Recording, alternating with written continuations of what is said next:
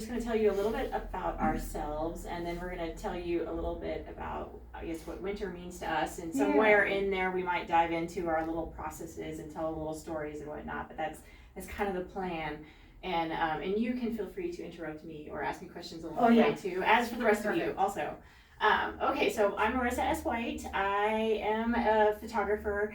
Even though it is photography, it's not your traditional type of photography. I do a lot of digital manipulation, so I take multiple photographs and I seamlessly stitch them together in post to kind of create these surrealistic and fantastical scenes. I actually happen to have a BFA at the University of North Texas in drawing and painting, surprisingly. I don't really feel like I can draw or paint all that well, which is the fun part. And when I found photography, I really felt like I could then create things that I really wanted to, what was happening in my head, all the visions that I had in my head. And so at that time, a lot of my work became more mixed media collage work. And then in 2012, I went to the Rocky Mountain School of Photography up in Missoula, Montana, which was like the best summer of my life. And that's where I learned the art of Photoshop. And before that, I have to say my dad had spilled the beans on me at one point too, that I was completely a purist. I learned in the dark room. You couldn't get me out of the dark room. I really enjoyed that thoroughly. But when I discovered Photoshop and I really learned the ins and outs, because it's a beast. I mean, I still don't know everything about Photoshop in order to do so many different things, but there's a million and one ways to do the same thing at the same time too. So, but from that point on, I was actually really kind of fully grown in, and my work has kind of evolved since then from that phase. But that's my quick little. And I am from Texas, which I think is kind of a fun I love thing. that play. I think it's fun because Yeah. it's two different perspectives. Perspectives, and like the opposite end of the country. And so now we turn it over to Michigan. You're about to hear about it. I've been here for almost 16 years though. So, but you'll see a lot of influence of water, of ice, of cold. So it was really fun to do this show with Marisa, obviously being from Texas, because we have these two plays kind of on our design and our take. I went to Western Michigan University, transferred here to Colorado College to do the MAT program for teaching art, which I did all the way up until COVID. I taught for 10 years at a local middle school, and honestly have been doing this since then. And I'm all over the place. I can kind of show you. Most of my work is Encaustic, which is the beeswax resin. You'll kind of see these images that have this glisten. That's the Encaustic. Then I switched to cold wax and then watercolor. I can't sit still. I have so many different materials that I do. And she makes soaps too. I know. I'm all over the place. I really, and I almost am grateful for that I do kind of dabble, because I feel like I won't become, I guess, jaded with one material. I can kind of switch. If I've had it with one, I can switch and try another one. I tried, like this mixed media, this is bizarre.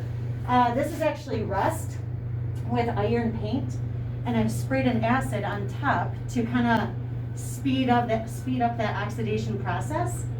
So this is almost like an acrylic base on top to kind of seal that in. Oil paints on top of, or oil and cold wax. And the cold wax, a lot of encaustic artists will dabble kind of with the cold wax as well. It's mixed with beeswax. There's a linseed oil mixed with beeswax and with pigments. So I kind of put those two together to kind of create these landscapes, which Marisa was kind of touching on. Our landscapes kind of give this stillness, which is why we embraced this Winter Graces show. We were really excited to do it at this time. So total opposite ends of the spectrum, Texas, Michigan, but we still have this nice, peaceful, almost like silent imagery with both of our paintings. So it's fun to see those both. And so me coming from Texas, and South Texas at that, it rarely ever precipitated anything but rain. Every once in a while we'd maybe get an ice storm that would kind of come through, but it was very rarely did we ever see snow. And I remember actually after I got married in 2010, we went to Moab for our honeymoon, and on the way stopped into Santa Fe and got out of the car at some place called Maria's that had, I don't know, 130 different types of margaritas. Really good if you guys ever go.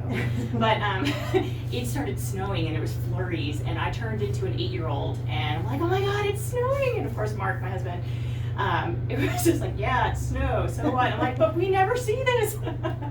And so, so every time I kind of, it goes nuts, or if it's been snowing for hours, like this piece here, the Birth of the Search, the one with the tree, that one was my first real experience in winter. So we moved up to Connecticut for a hot minute, for about 7 months while Mark was trying to get his PhD, and it had snowed for hours, nonstop, and it was just like that perfect, it was kind of not quite a sunny day, but it was really light and airy, and it was just falling perfectly that day. And this particular tree obviously was not a perfect arch from square one, but it was right in the little pathway behind the apartment that we were staying in, and I remember seeing it all the time. And so as soon as that snow just kept going, I grabbed everything and headed out there, left the dog in the house, and went out with practically no clothes on. You can actually just barely make out my snow boots underneath that skirt too. And went out and photographed that piece, and I think I was this close to getting frostbite. My hands were really super red at the end of it all too. But it was just something that was just so magical that I had never experienced, and it kind of reminded me a lot of, I don't know, Narnia. It gets a very big Narnia vibe, right? Yeah. And the sheep in there, the bighorn sheep, was something I photographed out in Montana when I was there for the Rocky Mountain School of Photography. So yeah, I do find kind of that winter to be a little bit of a magical place, because it's not something that I grew up with, and so I bring a lot of that kind of magic into the work whenever there's snow, for sure. I think the best too, when you're looking at an image, if you can feel yourself there, like that, of course, totally reminds me of Michigan, and that silence, that insulation that the snow creates, where the sound is so muffled, it's incredible. So when someone can say, like, I feel like I can see myself in something like that, when someone can say that, that's the truest connection. I feel like that's the connection I want to make with anyone who's interested in one of my pieces, or just hearing people say that about any piece is just so inspiring and exciting. So, at least with my work, I kind of work in two different ways. One way is completely intuitive. I have no idea what I'm doing. I just start looking for a bunch of my stock photography and start piecing it together, and then it tells me what it's supposed to mean afterwards. And for the most part, all my work has special meanings. They are a little bit of a visual diary of things that are happening at my life, or somebody, a friend of mine, that kind of weave their way into the narrative of the story. But then there are other times, like the one that's behind you guys up here with the hair waterfall one. That one is called Where the World Bleeds White. I'd actually had that one in my head for, oh God, at least a year before I happened to find the perfect waterfall to bring it to life. And then also the perfect model who had very similar hair that I could then kind of overlay within that scene.